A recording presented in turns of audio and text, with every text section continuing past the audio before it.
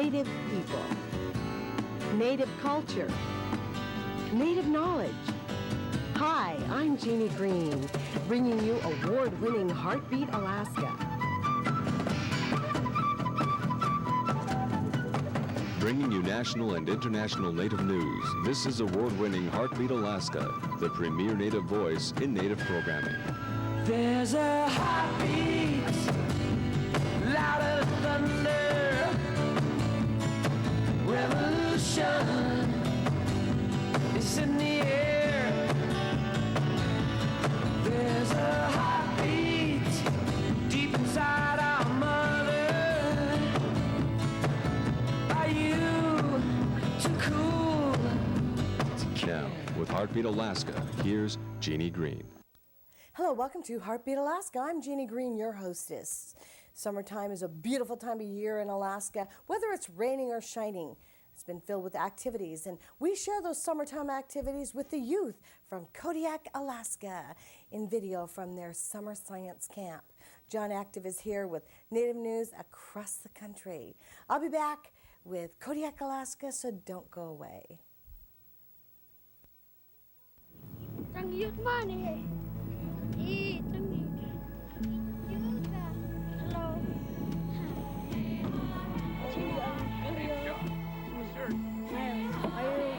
Are you letting him know watching the TV? Heartbeat Alaska. Ever heard of that show?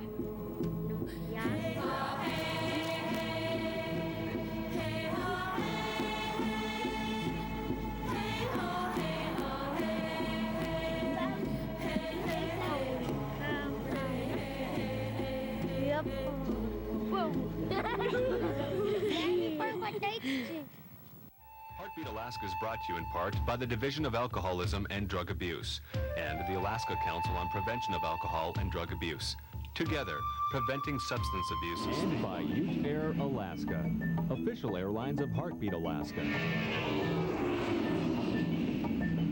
Ute Air Alaska, taking you home. John Active is here now with Native news across the country. By the way, Heartbeat Alaska's phones and faxes are up and going, so if you have any news, make sure you give us a call, 907-563-7440.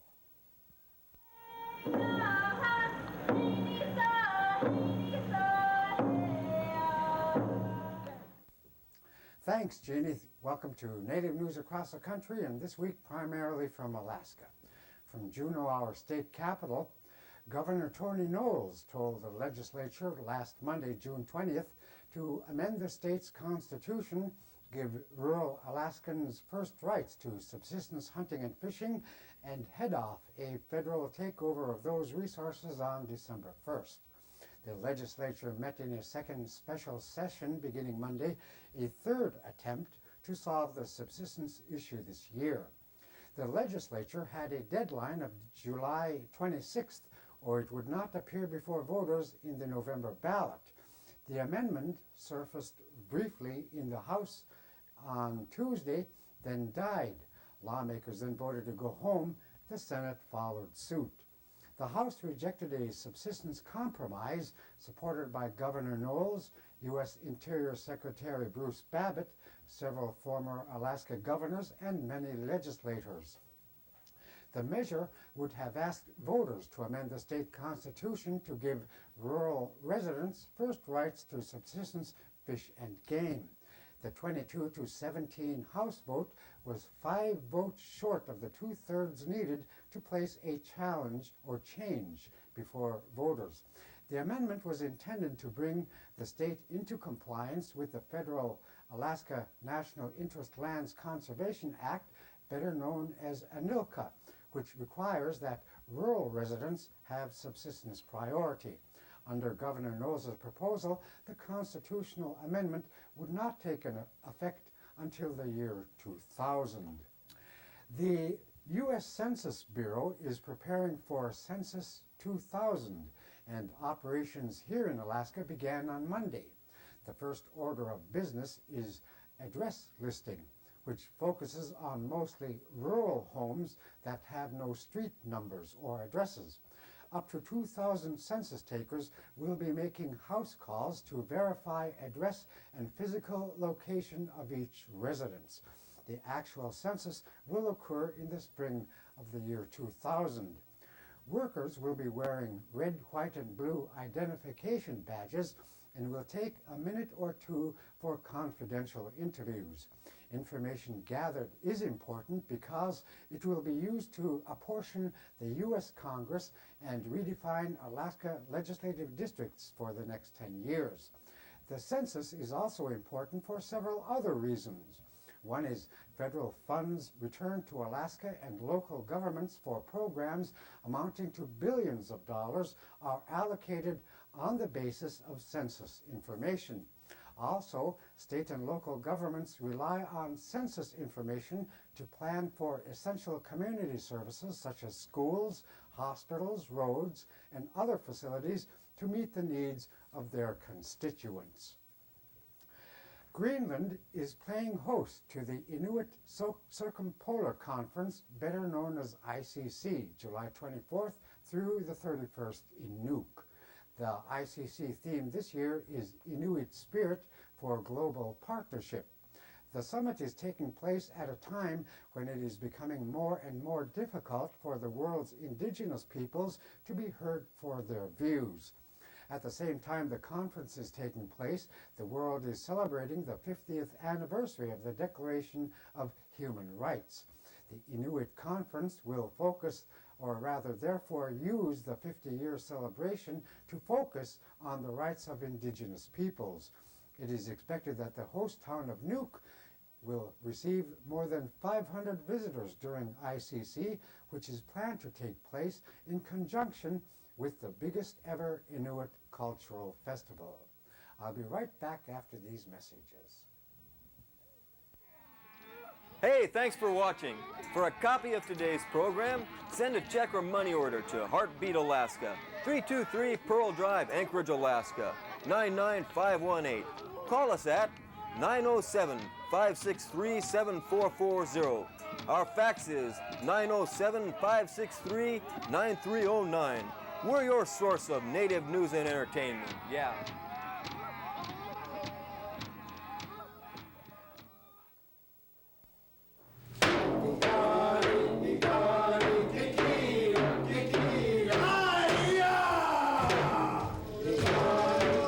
Welcome to a very special place, the Chugach Heritage Center in Seward, a place where the rich culture of the Chugach people is presented in a unique environment, where legends of the past are brought to life in colorful performances. I needed the younger people, our future, to make that connection with our past, which are the elders, and save who we are. Very, very impressive show. I just loved the show. It was really wonderful. It's absolutely a must for you to see. I'm proud that we have a place now where we can show our heritage and teach other people besides just our own culture. For a truly remarkable experience, visit the Chugach Heritage Center in Seward, where exciting performances and unique exhibits take you beyond the legends.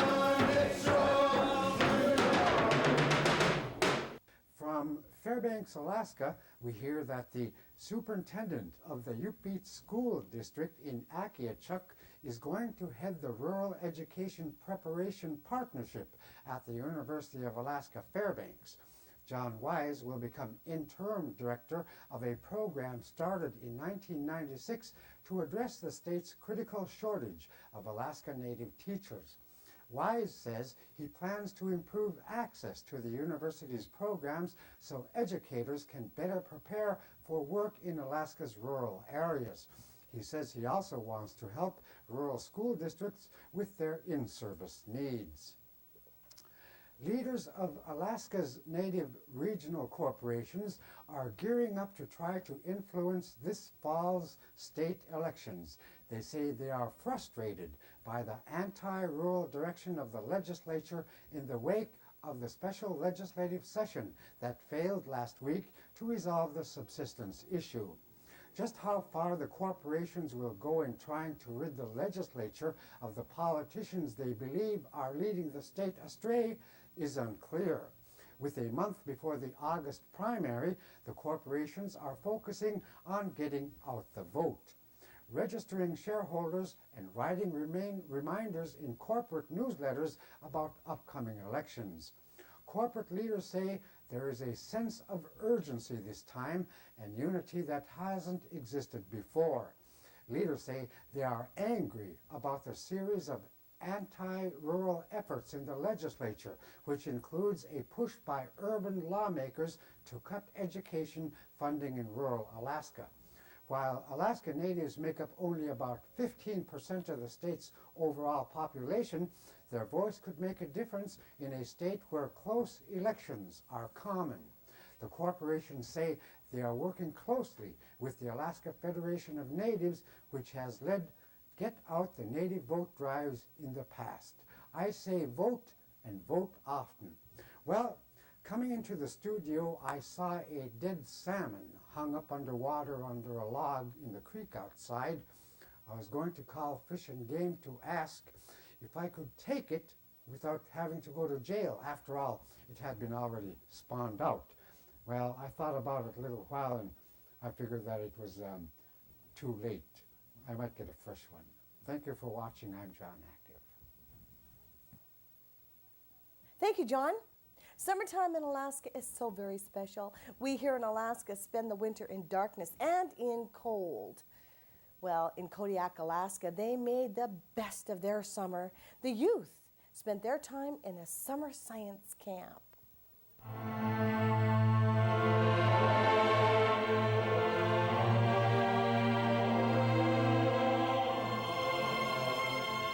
At roughly 5,000 square miles, Kodiak Island lies in the Gulf of Alaska, approximately 252 air miles south of Anchorage.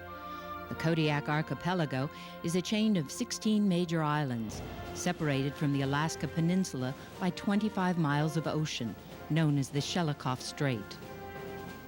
A trip on the Alaska State Ferry to Kodiak from the mainland can take anywhere from 8 to 16 hours, depending on weather conditions. You may wonder why anyone would want to live in such a remote location, but Kodiak boasts the 5th largest population in the state. The vast majority of the land here is almost untouched by human presence, a last sanctuary for many species now vanished from other areas in the United States. Kodiak Island is home to the well-known Kodiak brown bear, the largest bear in the world. More than 2/3 of Kodiak and a portion of Afognak Island are protected by the Kodiak National Wildlife Refuge, which was established in 1941 by the U.S. Fish and Wildlife Service for the purpose of protecting the habitat. Most of the land next to the refuge belongs to the original Alutiiq native populations in the villages of Akiak, Karluk, Larsen Bay, Old Harbor, Uzinki, and Port Lions. The largest of these villages is approximately 284 people. The smallest is about 71 people. All of these villages are extremely remote and only accessible by small planes or boats during good weather. Commercial fishing is the dominant industry in Kodiak, and it's our salmon resources that fuel the ecosystem and the economy. More than 900 commercial fishing vessels are home-ported in Kodiak and nearby communities. Kodiak consistently ranks among the top 3 largest fishing ports in the United States. Historically, many settlers were drawn to Kodiak because of its wealth of natural resources. The early influences of European and Russian settlers are tightly woven into the native culture. Today, Kodiak continues to be a melting pot and a city of opportunity. Our community is a blend of exciting cultures, which now include a large population of Filipino and Hispanic families, and our diversity continues to grow. In the summer, our population increases by the thousands as fishing and processing plants swing into full action, and tourists from all over the world come to enjoy an Alaskan adventure. Many of the people who live in Kodiak are multicultural and multilingual. However, many come from groups which aren't adequately represented in the professional fisheries community. At Kodiak Summer Science and Salmon Camp, we're striving to educate youth about Kodiak's most valuable resources. and how to protect those resources in an economy they may one day manage themselves. Salmon isn't only valued commercially, it's important to the tourism industry, and sport fishing is a major tourist activity in Kodiak. Salmon supports the community through sales of outdoor gear, chartering, hotels, restaurants, and gift stores. Salmon is important to a traditional subsistence culture too. Subsistence foods are a way for Native people to preserve their cultural traditions. Continuing access to subsistence resources is a very important issue for Alaskans. It means harvesting fish responsibly so that they will replenish themselves naturally while the habitat remains undisturbed. The Native people once only took what they needed to survive, but in today's economy, many natives fish commercially to survive financially. It's a quickly changing world for some village communities where culture must give way to progress. Many youth were brave enough to leave their villages and fly alone into the city of Kodiak to attend the Kodiak Summer Science and Salmon Camp. Some camp sessions were over 50% Native. The Buskin River, where our camp is held, is home to 4 of the 5 species of Pacific salmon. Through hands-on outdoor education, youth are learning how to prevent resource management problems that are seen elsewhere in the world. And they're learning how it's more efficient and effective to prevent problems than to try to correct them later. Salmon has become endangered in many areas. The loss of this resource in some places has affected traditional cultures, livelihoods, and the ecology. In Kodiak, we have the opportunity to instill good conservation ethics in young people during a time when our resources are plentiful and well managed. Salmon is important to wildlife. Not only does it fuel the food chain directly, it brings important nutrients inland from the sea for plants. Even after a salmon's death, its body continues to feed the microscopic life in rivers and streams. Campers had the chance to study the water cycle during field trips, which took them from the ocean and rivers to the city wastewater treatment plant. They learned about the biology of salmon and salmon life cycles. Elders and experts in the community volunteered their time with youth, examining all of the different values people have concerning fisheries, including both historical and present-day fishery issues. Children learned what tools are used to gather information for managing salmon and how that information is turned into regulations. In this scene, the Department of Fish and Game teach campers how to disassemble, move, and replace a weir, a device used to count fish. Pre- and post-testing showed a 28% increase in factual knowledge about salmon. Portfolio assessment through journaling showed an increase in skills such as ethics of conservation and methods of resource management. During an open house family picnic at the end of the camp, kids had the opportunity to take turns talking about what they learned with an audience of parents. By raising awareness and knowledge about the importance of salmon, we hope to create 3 distinct benefits. We're hoping the children will gain conservation ethics, science skills, self-esteem, and motivation to pursue professional careers related to fisheries science. We'd like the community to benefit from citizens and residents who understand the impacts their actions can have upon the environment and the economy. And finally, we'd like resources to continue to be conserved by a concerned and knowledgeable population. Akalahe. That's what my grandfather used to say when he saw the salmon jumping. I used to ask him why they jumped, and he said Akalahe means that they are jumping for the joy of life. Hi, Rita from Quinhagak Spirit Camp. We're having a spirit camp for 2 different weeks. The first week is age groups from 10 and 11 years old. And the next week's group will be 12 to 14 years old. And we're here to, we have different activities going on each day. We have singing, we're talking about substance abuse, alcohol abuse, outdoor survival, boating, motor, snow machining, traditional, cultural, and spiritual values. I'm having fun. It's fun. It's fun? Good. Thank you everyone from Kodiak, Alaska for contributing that video to Heartbeat Alaska. We sure appreciate it.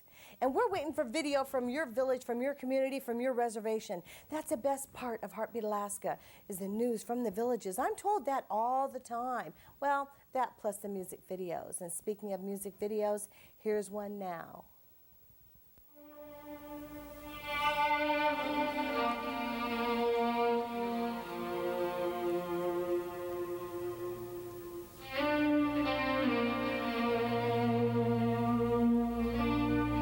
I would like to introduce to you Priscilla Coolidge, Laura Satterfield, and Rita Coolidge.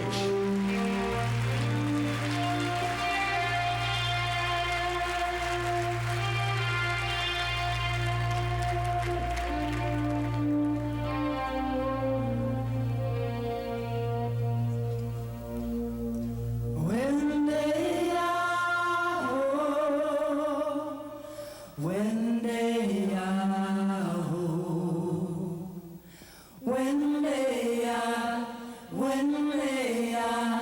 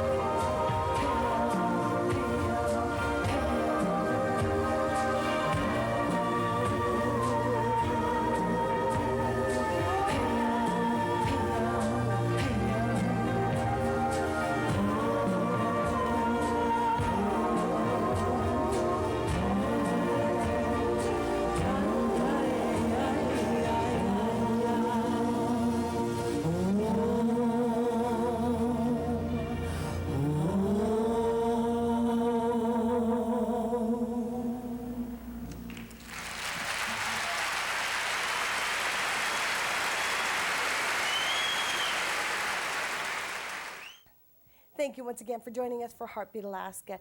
And please do give me a call, won't you? Get your camcorder out. Be a contributor to Heartbeat Alaska. And by the way, speaking of contributions, we're waiting for your donation. You make this program possible. God bless you. Have a fabulous week, and we'll see you again next week.